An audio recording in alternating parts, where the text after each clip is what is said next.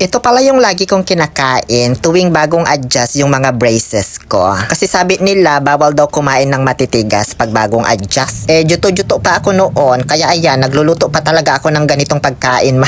Pero ngayon, hindi na, pasaway na ako, be. Kumakain na ako ng bulalo kahit bagong adjust man.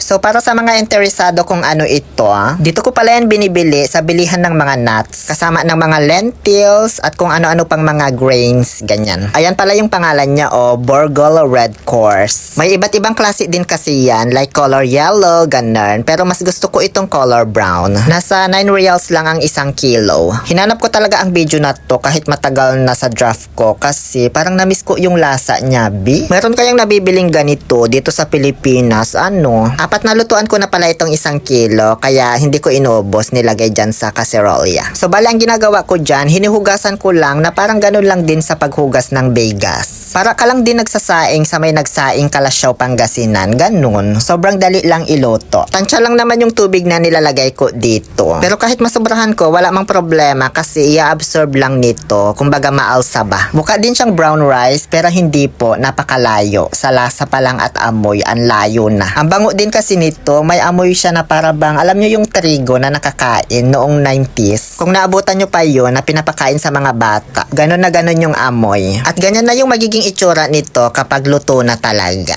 Ang bango din ng usok niyan, kaya matatakam ka talaga kainin. Habang mainit pa, nilalagyan ko na ng konting asukal, pero optional yan ha. Tapos, evaporated milk.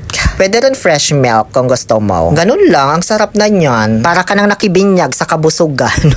Nauubos ko talaga tapos nakakabusog pa. Mabigat din sa tiyan kaya hindi ka agad gugutumin. Rich in fiber daw ito and protein. Sabi ng mga, hindi ko naman pinagkakatiwala ang mga tao.